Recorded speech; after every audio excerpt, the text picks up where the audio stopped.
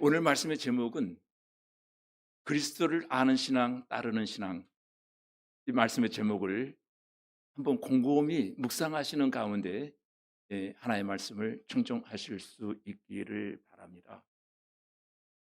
어느 날 예수님께서 제자들에게 물으셨습니다. 사람들이 나를 누구라 하더냐? 라고 물으셨습니다. 그리고 곧 뒤이어서 더 중요한 말씀을 하십니다. 너희는 나를 누구라 하느냐? 이 질문은 2000년 전 제자들에게 하신 것이 아니라 어쩌면 오늘 이 아침 예배드리는 저와 여러분에게도 하시는 말씀입니다. 여러분이 믿는 예수님은 누구십니까? 바쁘고 분주한 삶 속에서 왜 예배당에 나오셨습니까? 무엇 때문에 나오셨습니까? 내가 오늘 예수님께 예배한다면 내가 믿는 그 예수님은 과연 누구십니까? 중요한 것은 예수님을 아는 것과 아는 척 하는 것은 확연히 다르죠. 세상에는 예수님을 안다고 말하는 사람들이 참 많이 있습니다. 교회 잘 알아. 나 예수님 잘 알아. 어떤 사람은 예수님을 위대한 도덕 선생님으로 생각합니다. 어떤 사람은 종교의 창시자, 또 어떤 사람은 위대한 사상가로 생각을 합니다.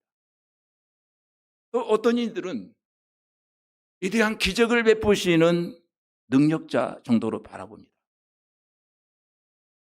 그러나 이것이 과연 예수님을 바로 아는 것일까요? 그것을 진정으로 아는 신앙은 어떤 것일까? 여러분은 과연 예수님께 예배를 드리고 있습니다마는 여러분이 아는 예수님은 과연 어떤 분이십니까? 내가 아는 예수. 그분이 나의 구주, 나의 주님이심을 고백할 수 있는지. 진짜 그분이 나의 길이어서 나의 주인이십니까? 오늘 본문에 보면은 예수님을 아는 것만으로는 충분하지 않다는 거예요. 그래서 예수를 바로 아는 신앙은 반드시 그리스도 예수를 따르는 신앙으로 연결되어진다는 겁니다. 아는 것으로 만족하지 아니하고 따르게 되어 있다는 거예요. 진짜 예수를 알게 되면 말이에요. 많은 사람들이 예수를 믿는다고 말하지만 십자가의 길을 따라가려고 하지 않습니다. 그렇습니까? 축복의 예수님은 믿지만 고난의 예수님을 예면하려고 합니다. 기적의 예수님은 오늘도 우리가 바라보지만 십자가의 예수님은 부담스러워합니다. 하지만 예수님은 분명하게 우리에게 말씀하십니다. 34절에 이렇게 말하잖아요. 누구든지 나를 따라오려거든 자기를 부인하고 자기 십자가를 지고 나를 따를 것이니라. 이 시간 우리의 신앙을 한번 점검해 보는 시간이 되었으면 합니다. 나는 과연 예수님을 바로 알고 있는가? 내가 믿는 그 예수가 바로 길이요 진리요 생명이신가? 그리고 그 예수님을 나는 바로 따르고 있는가? 예수님을 단순히 아는 것에 머무르지 아니하고 십자가의 길을 따르는 참된 제자의 삶으로 나아가실 수 있기를 주님의 이름으로 축원합니다. 우리가 신앙생활을 한다고 하지만 때로는 내 욕심이, 내 자아가 하나님의 뜻을 헤아리지 못하고 오히려 하나님의 속만 썩이고 하나님의 마음을 아프게 할 때가 너무 많습니다. 근데 예수님의 제자들에게도 그러한 모습이 확연히 드러나고 있습니다. 중요한 것은 3년씩이나 그들이 예수님을 따라다니며 동고동숙했다는 사실입니다. 그럼에도 불구하고 그들은 예수님의 마음을 헤아리지 못하고 있더라는 거예요. 늘 같이 있었음에도 불구하고 몰랐어요. 예수님은 지금 십자가의 길을 향해 가고 계시는데 제자들은 누가 높으냐? 누가 더 예수님의 사랑을 받는 자인가? 이 문제를 가지고 갑론을 다투고 있습니다. 왜 이렇게 되었을까요? 이유는 자명합니다. 간단합니다. 예수를 믿는다고 예수를 따른다고 말은 하지만은 내가 믿는 예수, 내가 따르는 예수가 누구인지 분명히 알지 못했다는 것입니다. 지금 예수님은 십자가의 길을 가고 계시는데 그러나 제자들은 누가 더 높으냐? 누가 더 예수님의 최측근이냐? 이 문제를 가지고 다투는 거예요. 그것은 단순히 그들의 문제만이 아닙니다. 어쩌면 이 시대를 살아가는 저와 여러분의 모습이기도 합니다. 예수를 믿는다는 것, 예수를 따른다는 것, 신앙인의 삶을 산다고 하는 것, 이것의 본질을 망각해버린 거예요. 오직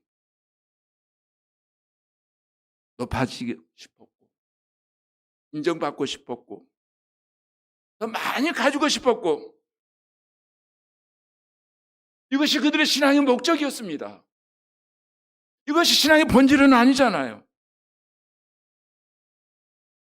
너무 답답하신 예수님이 말씀하십니다. 아무든지 나를 따라오려거든 자기를 부인하고 자기의 십자가를 지고 나를 따를 것이니라. 시간 이 말씀 앞에 우리의 신앙을 한번 점검해 보시길 바랍니다. 세상의 영화가 아니라 십자가의 영광을 선택하는 결단의 시간이 되어지기를 원합니다. 예수님이 저와 여러분에게 주고 싶어 했던 것은 십자가의 선물이었어요. 이 십자가 속에는 엄청난 축복의 신비가 담겨져 있거든요. 십자가를 짊어지라. 자기의 십자가.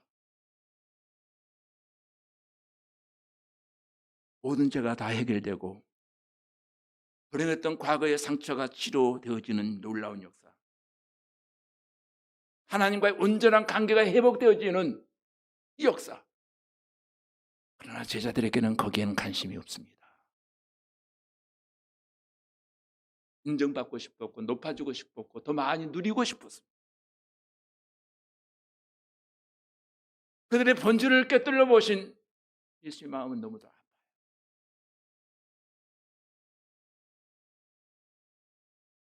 아프다 못해 예수님이 화가 나셔서 수지자라 일컬어지는 베드로에게 말씀하십니다. 사단아, 베드로 물러가라. 이 말을 잘못 들으면 엄청 상처가 되어질 거예요. 근데 베드로는 이 말을 듣고도 상처받지 않았어요.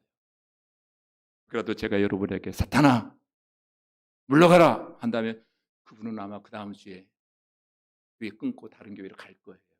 목사님이 세상에 나보고 사탄이래. 근데 베드로는 예수님을 떠나지 않아요. 굉장히 감동받았습니다. 아, 베드로의 그 멘탈, 그 영적 근육이 약해 보이는 것 같은데 근육이 굉장히 강화되어 있구나. 이 말의 의미는 베드로가 진짜 사탄이라는 말이 아니에요. 지금 네가 사탄에게 미혹을 받았다. 지금 네가 사탄에게 이용당하고 있다. 그러나 때가 되면 성령의 보혜사, 성령이 너희에게 임하시면 너희의 신앙도 바뀔 것이다. 지금 내가 하는 말의 의미를 너희가 그때는 알게 될 거야. 오늘 본문의 흐름을 여러분이 잘 이해하기 위해서 꼭 필요한 단어가 하나 있습니다. 그 단어를 이해하셔야 됩니다. 31절에 보면 비로소라고 하는 단어가 나옵니다. 이 본문 전체를 해석하려고 하면 비로소라고 하는 단어가 이해가 되어져야 돼요. 이 비로소라고 하는 말은 헬라어에 보면은 본문에 보면 아르코마이라는 단어를 쓰고 있는데, 아르코마이라고 하는 말씀의 의미는 두 가지 의미를 가지고 있어요. 시작하다, 통치하다는 뜻을 가지고 있어요. 비로소 하나님이 시작하셨어요. 뭘? 예? 이제까지 보였던 표면적인 문제가 아니고 내면의 그 문제를 보기를 원했다는 거예요. 진짜 본질을 보기를 원했다는 거예요. 지금까지 너희의 눈에 보이는 표상적인 표면적인 것만 보았다면 이제는 너희가 내면의 것, 진짜를 보기를 원한다. 그래서 예수님께서 가이사랴라 하는 그곳 장소에서 제자들과 대화를 나누시면서 베드로의 신앙 고백을 들으십니다. 이제 3년이라고 하는 공생애를 마무리하면서 세상 사람들의 자신에 대해서 어떻게 이해하고 있는가 그걸 알고 싶었어요. 그래서 제자들에게 물으셨습니다. 제자들을 통해 들은 세상 사람들의 예수님에 대한 이해는 매우 실망적인 내용이었습니다. 사람들은 예수님을 가리켜 세례 요한이다 혹은 엘리야다라고 말하는 사람들이 생겨지더라는 거예요.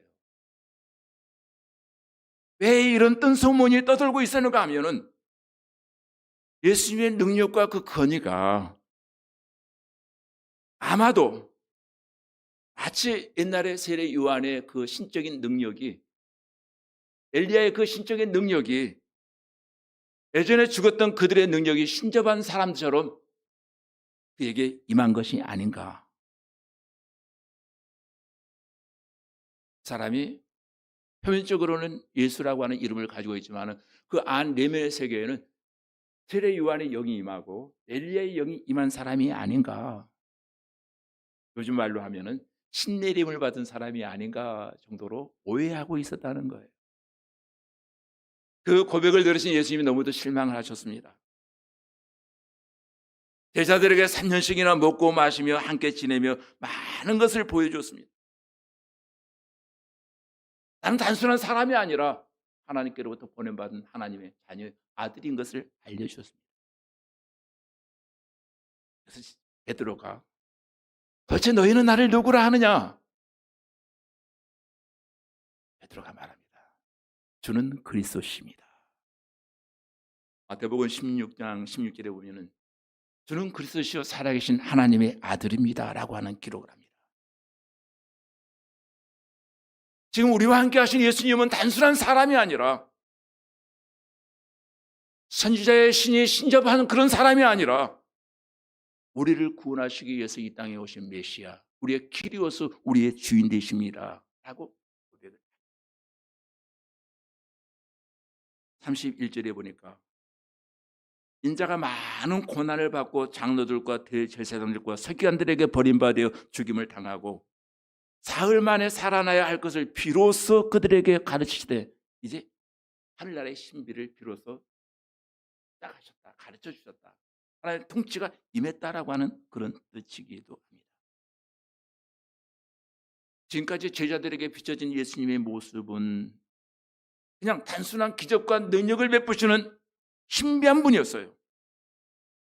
그분에게는 언제나 말씀의 은혜와 건세가 있는 분이었어요.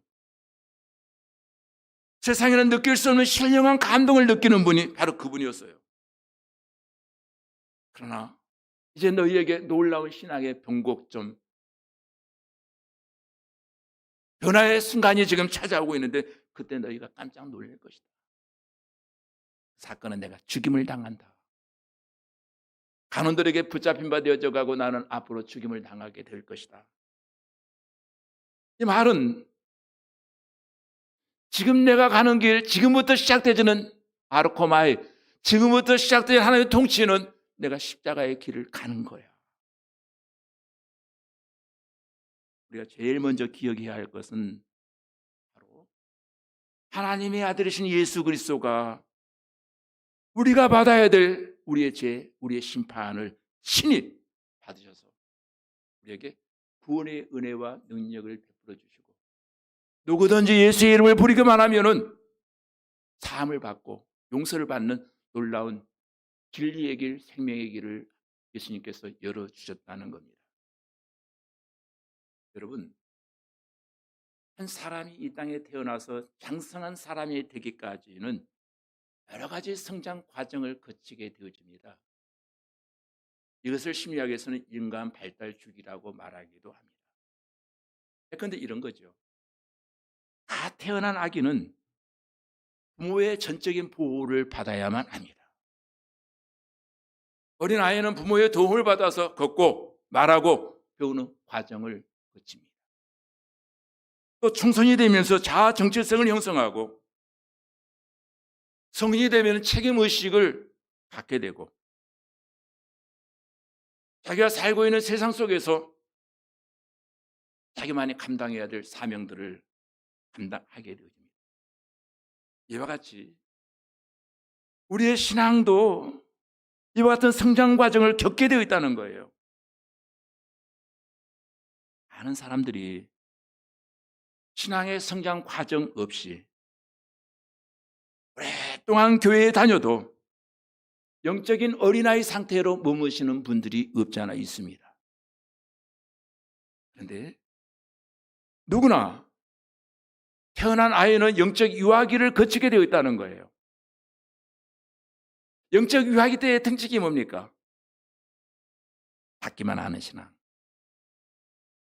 어린아이는 스스로 할 수 있는 것이 아무것도 없어요.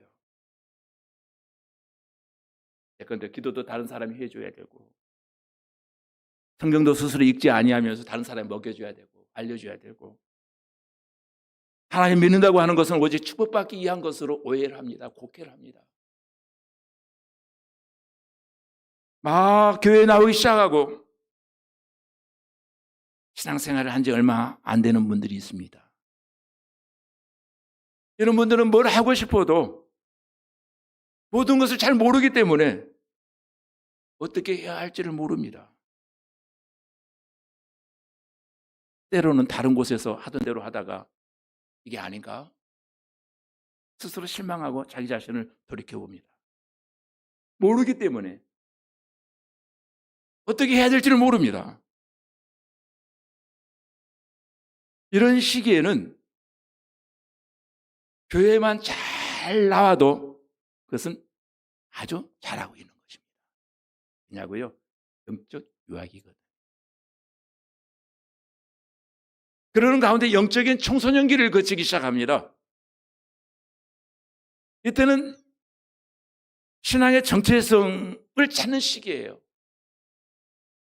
왜 예수를 믿지? 왜 나는 교회 가야 되지? 그냥 가족의 평화를 위해서 그냥 따라가는 것? 교회 있어주는 것? 이거 아니에요. 스스로가 물어요. 나는 왜 교회에 가야 되는가? 내가 믿는 예수님은 누군가? 스스로 생각하고 고민합니다.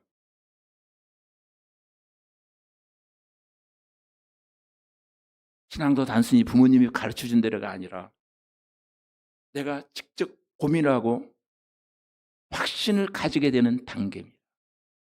이때는 영적인 질문이 많아져요. 또 그 질문에 대한 답을 얻지 못하면 신앙이 흔들리기도 합니다. 이와 같은 과정을 지나야 성숙한 신앙으로 나아갈 수 있게 되어진다는 거예요. 그때부터 하루가 다르게 커갑니다. 몸만 커지는 것이 아니라 말하는 것도 신앙적이 되어져 가고 생각하는 것도 신앙적이고 배움을 통해서 하루하루 나보다는 상대방을 배려하고 상대방을 생각하는 마음들이 커집니다. 신앙적으로 은혜 받고 예배에 참석하고 함께 영적인 나눔을 계속하다 보면은 여기에서 주는 영적인 기쁨이 있습니다. 이게 신앙의 기쁨이라고 말합니다. 세상과 나는 간 곳 없고 구속한 주만 보이도다. 이것이 나의 간증이요 이것이 나의 찬송일세. 이런 찬송이 나올 정도로 놀라운 변화가 일어납니다. 그 시기가 지나고 나면은 그 뜨거운 열정의 순간이 지나고 나면은 영적인 성인기가 찾아옵니다. 영적 성인기가 찾아오면은 책임지고 싶어하는 존재가 됩니다. 모든 걸 책임지고 싶어요. 배움과 성장의 시기가 지나면은 취업을 하고 세금 전선에 뛰어들어서 왕성하게 일하게 되어지는 것처럼 지금까지는 교회 생활에서 받기만 하는 신앙이었습니다. 누군가가 다독다독 보살핌만을 받고 싶어하는 그런 신앙이었습니다. 근데 내가 누군가를 이제는 섬기고 싶어져요. 누군가에게 내가 베풀고 싶고 누군가를 섬기고 싶고 누군가에게 나누고 싶어집니다. 나도 십자가를 지고 싶어하는 마음이 생겨집니다. 교회에서 소위 말하는 은혜만 매일매일 똑딱 먹고 마는 신앙이 아니라 내가 감당해야 될 사명이 무엇인가를 알기 시작해요. 봉사하고 싶어져요. 섬기고 싶어져요. 뭔가 나도 책임 있는 존재가 되어주고 싶어져요. 비판과 비난의 사람이 아니라 내가 감당해야 될 일이 무엇인가, 내가 책임져야 될 것이 무엇인가를 생각하며 묵묵히 자기의 십자가를 짊어지려고 합니다. 예수님께서 제자들을 꾸중하시고 나서 어떻게 하면 우리의 신앙이 예수님의 참된 제자, 참 신앙인이 될 수 있을까에 대해서 말씀하십니다. 그런데 여기 바로 34절이었습니다. 아무든지 나를 따라오려거든 아는 신앙이 아니라 따르는 신앙이 되려고 하면은 자기를 부인하고 자기 십자가를 지고 나를 따를 것입니다. 근데 문제는 어느 날 갑자기 내 신앙이 멈춰 서버릴 때가 있다는 거. 이렇게 가다가도 열심히 뜨거운 마음으로 예수님을 따르는데 어느 날 갑자기 뚝 끊어지듯 안타까운 현상이 내게 일어납니다. 지금 예수님의 제자들도 어느 정도 수준까지는 성장했습니다. 얼마만큼 직업도 버리고 예수님을 따를 만큼 의지적 결단도 있었어요. 때로는 어떤 제자는 가족도 내팽개치고 가출해서 예수님을 따르는 제자들도 있었습니다. 또 어떤 제자는 예수님을 따르다가 자기의 결핍의 문제가 해결되지 아니하자 예수님을 버리고 돌아가 버린 제자들도 있었습니다. 그러나 최소한 지금 남아있는 제자들은 산전수전 다 겪으며 3년씩이나 예수님을 떠나지 아니하고 주님 곁에 있었다는 거예요. 그런데 그들을 또 어느 분기점에 이르자 신앙에 혼란이 왔습니다. 하나님의 일을 생각하지 아니하고 사람의 일만 생각하고 있었다는 거예요. 그때 한순간 사탄아 내대로 물러가라. 내가 하나님의 일을 생각하지 아니하고 도리어 사람의 일을 생각하는도다. 내 신앙의 곧잘 그런 잘못을 범할 때가 많이 있다는 거예요. 바로 이 모습이 제자들의 한계였습니다. 이 과정을 뛰어넘지 아니하면은 우리는 거기에서 계속 맴돌다가 지쳐버리고 말 거예요. 이것은 베드로의 문제뿐만 아니라 오늘 우리들의 문제이기도 합니다. 무슨 말인가 하면은 신앙생활을 하는데 나를 위한 신앙생활을 한다는 거예요. 하나님의 일은 전혀 생각하지 않습니다. 다 자기중심입니다. 여러분, 사탄 노릇 한다는 게 다른 게 아니에요. 뭐죠? 하나님의 일은 생각하지 아니하고 자기 일만 생각하면은 이것이 바로 사탄의 종노릇 하는 것이다라고 예수님은 우리에게 말씀하십니다. 어떤 문제를 맞이했을 때 그것을 인간적으로 풀어야 될 때가 있습니다. 정으로 풀고 의리로 풀고 좋은 관계로 서로를 이해하면서 해결하고 풀어나가야 될 문제들이 있습니다. 그런데 오늘 이 문제는 인간의 방법으로 풀 수 있는 것이 아니에요. 신앙의 방법으로 바라보라는 거예요. 누구든지 나를 따라오려거든 자기를 부인하고 자기 십자가를 지고 나를 따를 것입니다. 거기에 보면은 제자도의 핵심 키워드가 이 본문에 담겨 있습니다. 신앙은 단순한 신념이나 종교적 행위가 아니라 삶의 완전한 변화와 결단을 요구하고 있다는 거예요. 그러면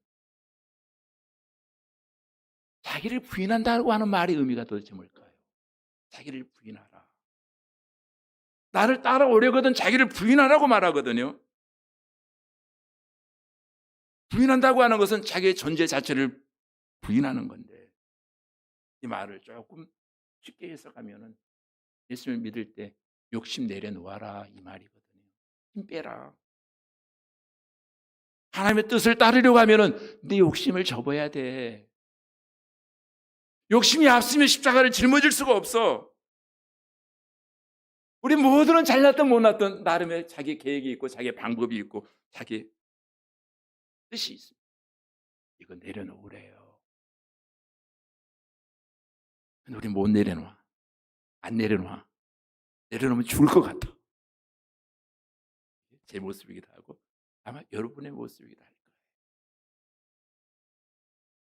예수를 따른다고 하는 것 내 중심이 아니라 하나님 중심이 되라는 거예요.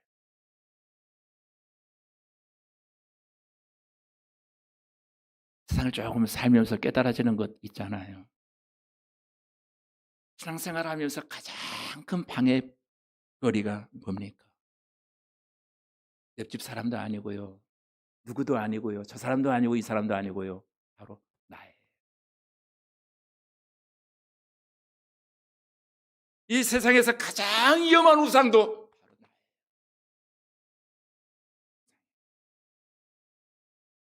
이 세상을 자기 중심으로 사는 것.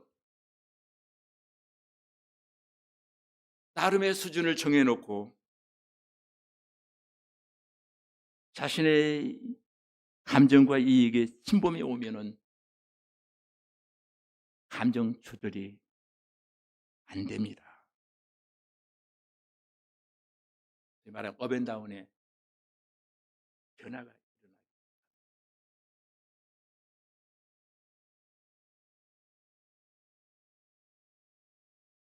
살아가는 인간의 마음속에는 이런 마음이 늘 내재되어 있다는 거예요. 예수 믿어요 우리가. 근데 나만이 가지고 있는 에고이즘, 자기중심주의 이게 사라지질 않아요. 예수 이름으로 기도하고 수양하고 나를 비워야지 하면서도 비워지지 않는 게 에고이즘이에요. 자기중심주의. 이것 때문에 기도도 하고 금식도 하고 수양도 해봅니다. 기도 끝나면 금식 끝나면은 이 에고이즘이 수영을 배우는지 강에 던지고 하는데 벌써 내 마음속에 와 있습니다. 끊임없이 성경은 말합니다. 자기를 부인하라. 그래서 기도밖에 없잖아요. 이 에고이즘과의 싸움은 죽을 때까지 계속되어지는 겁니다. 자기를 부인하기 위해서 매일매일 우리는 기도와 싸워야 된다는 거예요. 주님 오시는 그날까지. 그래야 내 생각에 사로잡히지 아니하고 하나님을 생각할 수 있다는 거예요. 내 생각은 언제나 높아지고 싶어요. 언제나 인정받고 싶어요. 자기중심주의가 나를 지배하기 시작합니다. 이렇게 자기중심주의 에고이즘이 자꾸 강화되어져 가는 순간 우리 하나님 편에 설 수가 없는 거예요. 섰다가 빨리 돌아와요. 성경은 자기를 부인하라. 영적으로, 신앙적으로 우리를 무너지게 하는 급소가 바로 자기 자신입니다. 사람이 자기의 자기의 생각, 자기의 일, 자기 욕망을 건드리면은 여지없이 무너져 버립니다. 그 급소를 누가 치잖아요. 한순간 미끄러져요. 무너져요. 이 정도 연륜이 되고 이 정도 되면 나도 어느 정도 된 것 같은데 누군가가 내 급소를 치는 순간 미끄러져 원점에 가 있는 내 자신을 바라볼 때 자괴감이 느껴집니다. 내가 겨우 이 정도였나? 자기를 부인한다고 하는 것은 아무리 우리가 급소를 맞아도 흔들리지 아니하고 견딜 수 있게 되어지는 것. 예수님이 겟세마네 동산에서 기도하십니다. 아버지요, 이 잔이 너무도 무겁습니다. 이 잔을 마실 수가 없습니다. 눈물로 기도할 때 그 기도의 결론이 뭡니까? 아버지요, 내 온대로 마옵시고 아버지의 온대로 하옵소서. 내 온, 그것이 에고이즘, 자기중심주의 아니에요. 에고이즘을 버릴 때 우리 이타주의적 삶을 살 수 있거든요. 자기 존재의 부정. 더 이상 나의 주인은 내가 아니야. 예수님이 나의 키리오스가 돼요. 그러면서 말씀하십니다.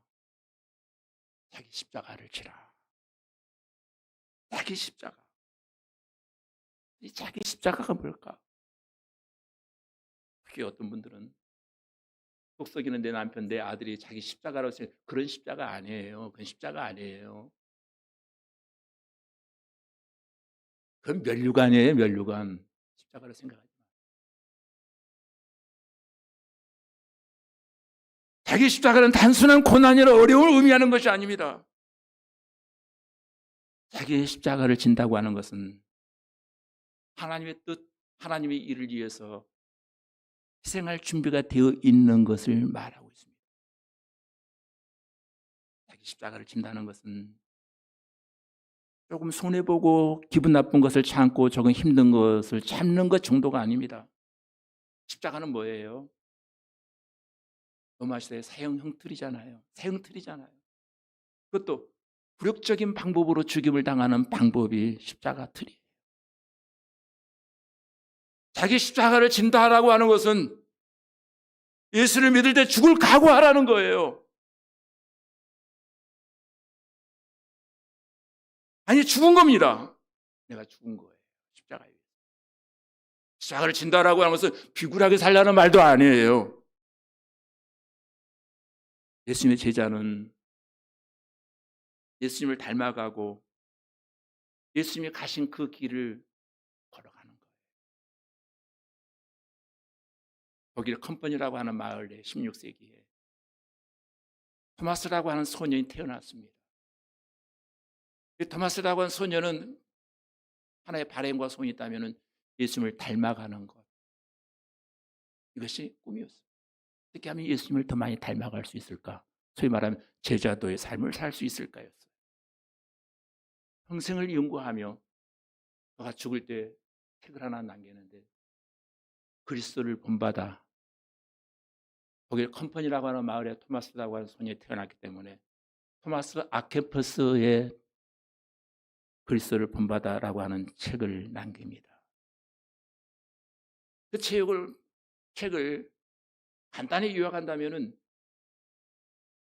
그리스도를 본받는 삶이랑 그리스도의 발자취를 따라가는 삶이야. 자기 십자가를 짊어지는 삶이야. 여러분 짤막한 시간에 책 한 권을 읽으셨습니다. 그것이 그 책의 결론. 예수를 믿는다는 것. 그게 뭐예요? 그분을 닮아가야 되지 않겠어요? 그분이 걸어가신 고난의 길 우리도 따라가야 되지 않겠습니까? 십자가를 짊어지고 말이에요. 이게 신앙이잖아요. 나를 따르라. 예수님은 우리에게 단순히 좋은 교훈만 해주시는 분이 아니라 나를 믿는 자는 나를 따르는 거야. 따른다고 내가 가는 길을 가는 거야. 내가 가는 길은 고난의 길이야. 끝나지 않은 길이야. 그러나 그 길 끝에서 우리는 하나님을 만날 거야. 메시지를 우리에게 주고 있습니다. 우리에게 잘 믿어라. 예수님이 이렇게 말씀하지 아니하시고 나를 따라오라 이 말이 더 은혜가 됩니다. 잘 믿으라 하면은 굉장히 부담스러웠을 것 같아요. 근데 예수님은 나를 따르라. 근데 이 길이 쉬운 길은 아닙니다. 예수님을 따르기 위해서는 매일매일 자기를 부인하고 십자가를 짊어져야 된다. 35절에 말합니다. 누구든지 자기의 목숨을 구원하고자 하면 잃을 것이요 누구든지 나와 복음을 위하여 자기의 목숨을 잃으면 구원하리라. 주님은 역설법을 사용하셔서 진리를 설명하십니다. 그리고 우리가 왜 자신을 부인하고 십자가를 지고 주님을 따라야 될까요? 예수님 말씀하십니다. 36절에 사람이 만일 원천을 얻고도 자기 목숨을 잃으면 무엇이 유익하리요? 세상에서 가장 어리석은 바보는 순간의 만족을 위해서 진짜 중요한 것을 놓쳐버린 사람 바보다는 거예요. 이제 우리의 결단이 필요합니다. 예수님이 말씀하십니다. 38절의 내용입니다. 같이 읽고 마치겠습니다. 시작. 누구든지 이 음란하고 죄 많은 세대에서 나와 내 말을 부끄러워하면 인자도 아버지의 영광으로 거룩한 천사들과 함께 올 때에 그 사람을 부끄러워하리라. 아멘. 기도하겠습니다.